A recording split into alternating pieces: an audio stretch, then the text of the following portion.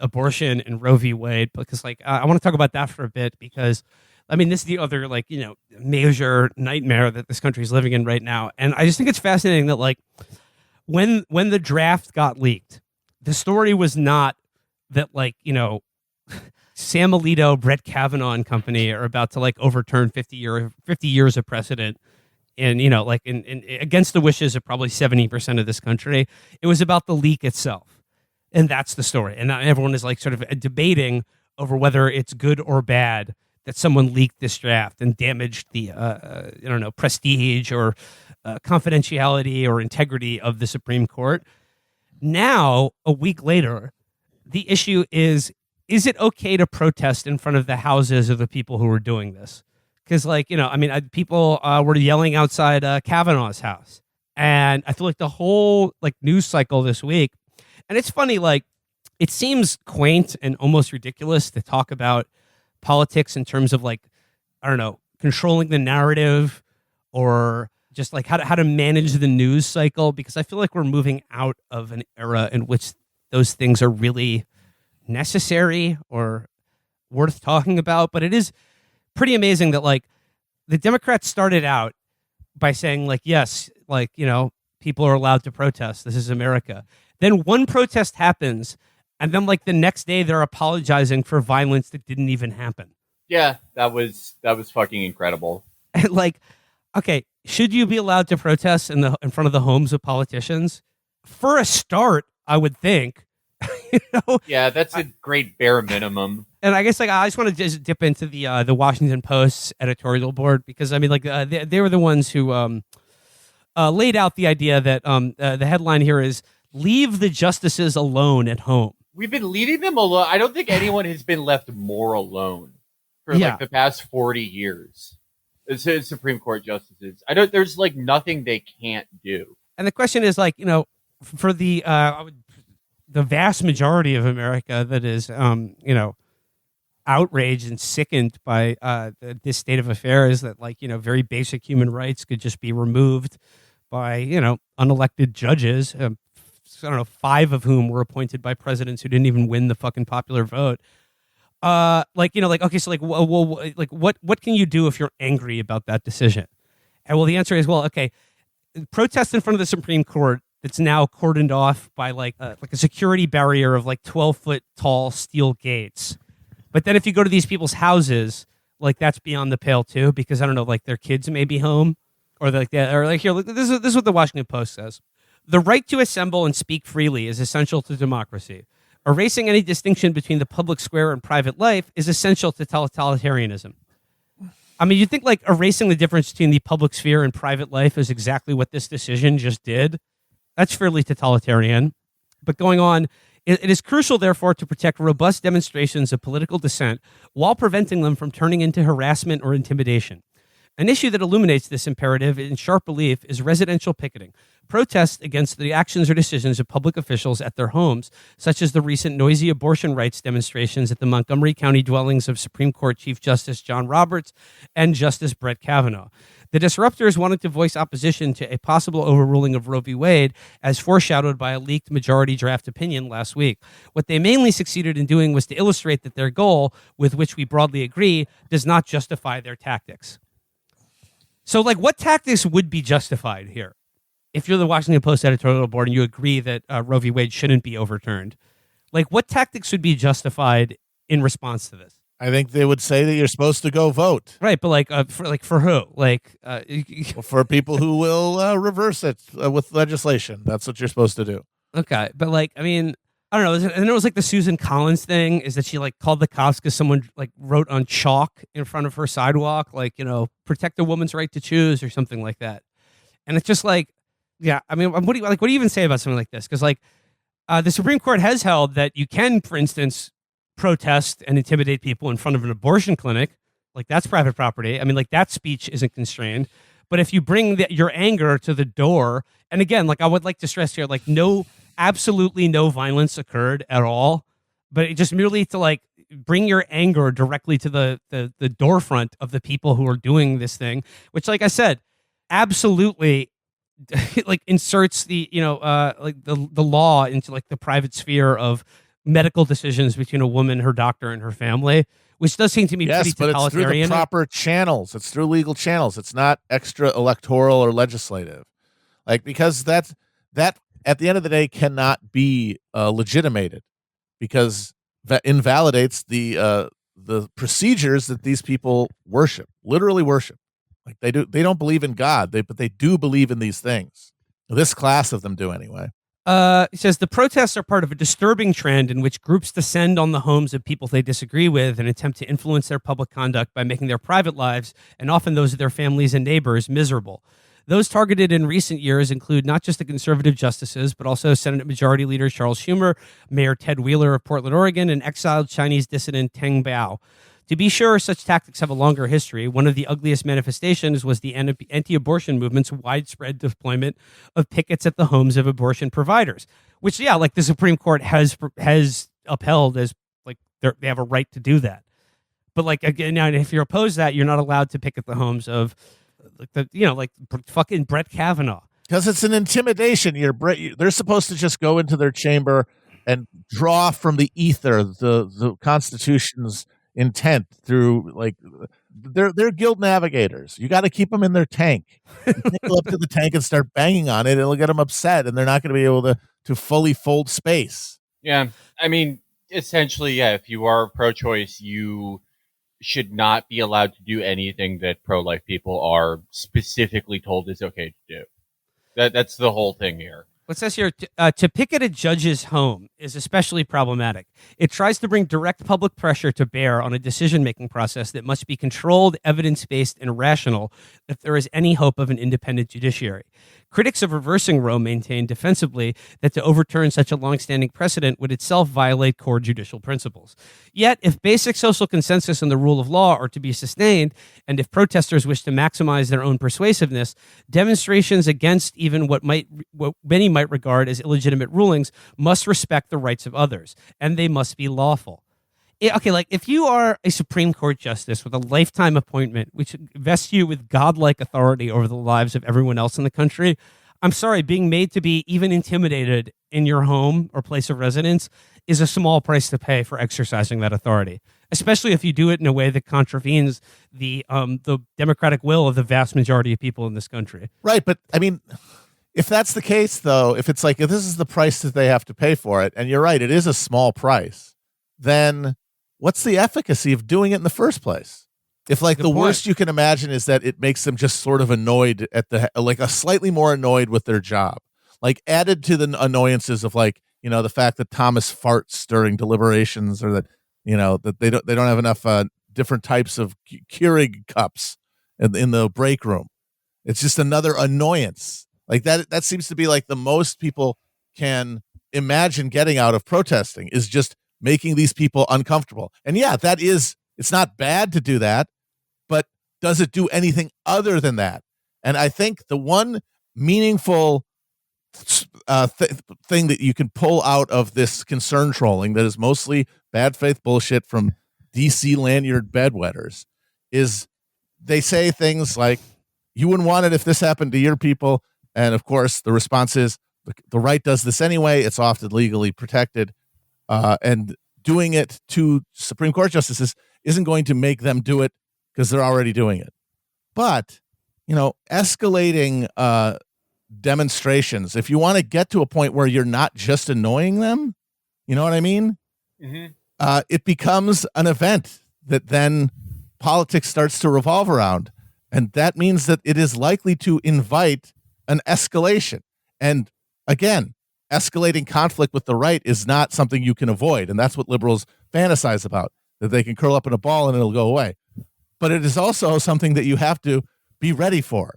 And are the people who want to protest, I don't know the answer to this.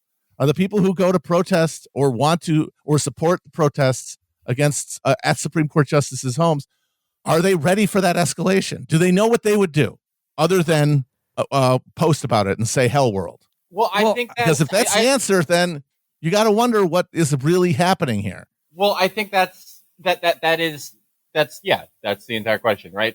I think that this goes back to something we talked about like a few weeks ago, and this was before the decision was leaked, we talked about the idea that like pretty consistently when the right goes like too crazy, when they piss off, you run out of people that independent voters don't give a shit about, or you run out of things they don't give a shit about, you eventually piss everyone off with the upping the anti-social issue shit. It always happens on a long enough timeline. That is not to say that progress is always inevitable and always moves forward in the same way and the same rate, but just in American politics, the right wing of culture stuff will always end up pissing people off, and then the cycle restarts. Everything that was once very reliable doesn't seem quite reliable anymore, and part of that's terrifying, right? Because that means that, well, maybe they could do that. They could piss everyone off on a shorter timeline. They could overreach in a quicker and more dramatic way than they have in the last 20 years. And, people are so checked out and rightfully pessimistic about institutions and politics that there is no response. There's no backlash mechanism. The other thing, though, is that maybe what that means is that for once there isn't this dance where the backlash mechanism is much more muted than the mechanism that caused it. Maybe that does mean that, like, yeah, the liberals who are still wearing infinity scarves and posting John Fugelsang memes, maybe that means that they're starting to get ready to act like French protesters. Maybe. I don't know. I mean, I saw something really interesting from a friend who lives in Texas the other day, and this isn't related to Roe v. Wade, but I think it's part of a larger picture, that normal, not even like really like that liberal or that like engaged people in Texas are getting incredibly sick of like James Lindsay type people coming to their kids' schools and just fucking pissing everyone off. That like just the basic bargain of Republican administration in Texas is falling apart. That they are prompting the backlash at a quicker rate. The question is, though, are they prepared to do what Matt talks about? Which is not, this does not mean like gritty fucking guillotine, blah, blah, blah. Think more France. I don't know. I mean, I would guess not, just knowing America. But again, you cannot reliably predict anything like that anymore. I think like to Matt's point, it's just like whether you protest or not, the escalation is going to happen. And like whether you are civil to your opponents or not, it will not affect what the right wing is going to do regardless. But I think like I don't know like what the grand strategy here or tactics or like even the if protesting has any efficacy at all anymore. But I think with something like this, like whatever happens as a result of it, like where it begins is where, like, what do people do with their anger? And even if it is something just like as sort of symbolic as just morale and standing up for like your dignity, or just like sort of like reassuring yourself that like you are not alone in this fear and anger. Well, then like, that is, I think, like what if nothing else, what protests accomplish. And like I said, like if at the end of the day, all you've done is make Brett Kavanaugh annoyed, or maybe you have to go sleep at a hotel for a night, well then like, yeah, that's pretty fucking depressing considering what he did to everyone else. But like, I mean, it's just people's anger has got to go somewhere. And like the escalation is going to happen regardless of whether you express it or not. Hey, none of these people even getting inconvenienced. I just hope that there's an understanding that, if we're all coming to the realization that there is no neutral, non-political sphere that we can enter and then count on protections from people expressing political differences without the channels of democratic ritual, that then you can't go on expecting it to be there, which is, I think, a real disconnect. There's a lot of people, like, in their rhetoric and in their political self-identity, have absorbed that this space that never existed is dead, but that they kind of keep acting. I think we all kind of keep acting like it's going to hold, even though we know for a fact that every pillar of it has been totally undermined in front of us by one group of people who is not just aware that it's gone, but acts like it's gone. And that is the fundamental asymmetry between the broad sides here. But like Felix, you keep bringing up French protesters.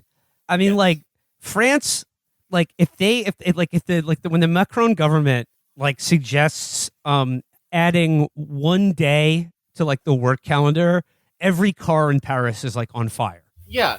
Look, and I'm not trying to like, I'm not doing like, guillotine shit or like sort of like glibly encouraging people to engage in violence at protests because like, like that, that leads to like, like that you'll not achieve your goals or whatever. But the point is, French politicians, like when they do something to piss off the French people, regardless, like there's a cost to be paid in terms of public anger directed at them and even fear held in the hearts of the people doing it themselves. And just look what the French people have to show for it as opposed to what we have to show for it. Well, the fun, but there is like a cultural difference there that makes imagining that in America pretty difficult. Yeah.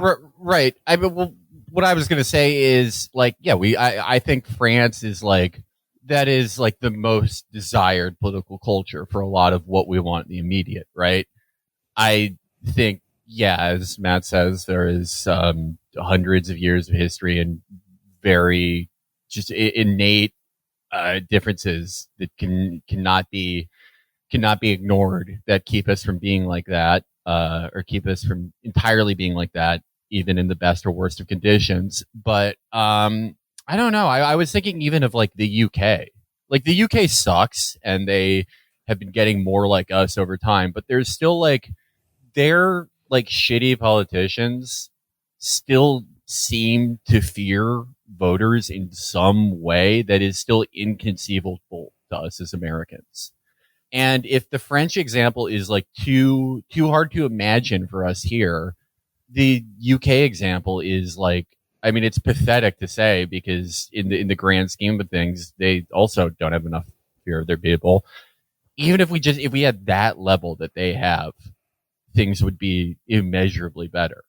I mean, I honestly think it's kind of a chicken and egg situation because I think the reason that like some of their institutions are a little stronger and that maybe some leaders and some electeds there are a little more afraid is that there's a little bit more of a guarantee for the average person than in America. There's a little bit more of a guarantee.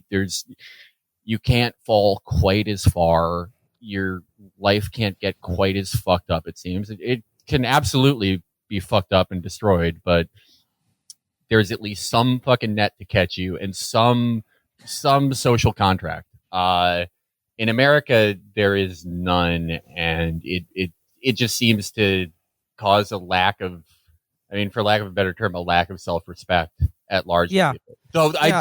I do think that is getting better, though. I will say that. I do think Americans are showing more self-respect, I guess, than I've seen in like the last 30 years. Well, that's what we're talking about. Is like it is a question of self-respect, and the words you use are like fear and intimidation, right?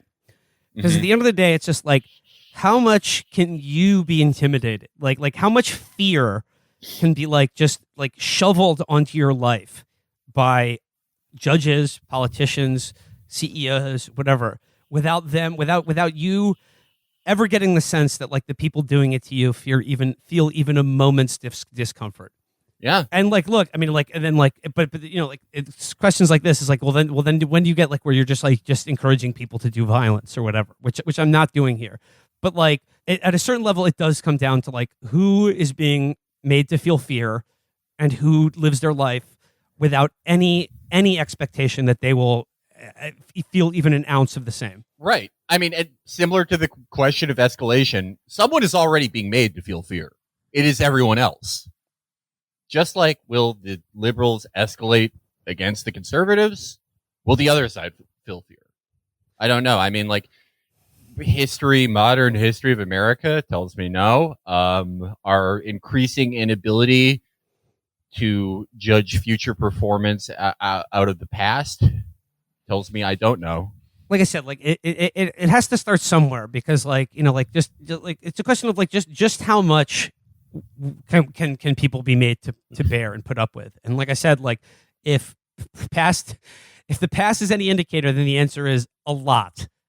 a lot and more to come.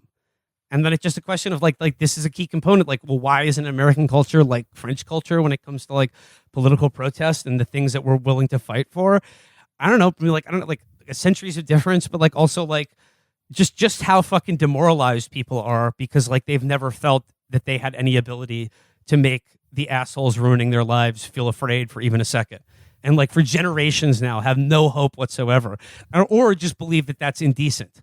That like, you know, like I can be intimidated and have my rights taken away, but like if I project even the like the, you know, unstrategic, spastic, like, you know, outpouring of rage directed directly at the people doing it, that like that's makes me look bad. And like just how much of your own dignity can you swallow? And like I said, the answer is like a lot and more to come, but that may not be the case anymore. I mean, I don't know. It's an open question, and I don't know what the answer is. Yeah, I mean that is kind of the genius of the design of this whole thing, of like specifically the post-Carter design. It's not just self-respect. I think it's just the average person who is being spit on and walked all over. It is not just a lack of self-respect. It's also feeling completely alone. This is all designed to make you feel completely alone and suspect that if you're not the only person this is happening to, you're if this is happening to you, you did something wrong. You fucked up in some way. You didn't do the right form. You didn't pay attention when you should have, and that makes it innately impossible to form a common cause out of this, because it's like, oh yeah, what are you gonna? Are you gonna caucus with the other people that fucked up? But I don't know. Maybe there have been enough things that tell me that maybe people don't feel quite as alone as they did. And then, like on this issue specifically, is about as bad as like as big an issue as does exist in our politics and culture, but also one in which it could not be more clear on which, like, in terms of like, do we live in a democracy or not? Can like where some or right this fundamental can be taken away by that small a minority of people against the wishes of the public. And like I said, we'll see what happens. But like for all intents and purposes now, like they've done it. It's worked. They've gotten away with it. And like the best that we have to offer, or like that our leaders say, the best that can be done about it is continue to vote, and then like in 30 years time, maybe there'll be like a majority big enough to undo it. Yeah. But what happened? I mean, like again, what would happen in those intervening 30 years to like give you the idea that like we'll even have elections anymore after that? I mean, I don't know, but it's just a question of like how much can be taken away from people before they decide to they don't have anything to lose by, you know, breaking with what were heretofore thought to be impossible or unthinkable actions to protect themselves, or just to stand up for themselves. I don't know. But, you know, the answer is yes. Obviously, you should be able to protest in front of a politician's house, and I don't care which fucking politician it is, and I don't care what cause is doing it. I mean, like that's should be like the basics of like, do you live in a free society or not? Even if it doesn't do anything, even if it doesn't actually affect change, just like, are you allowed to express anger at the people ruling you or not in a way other than voting against them?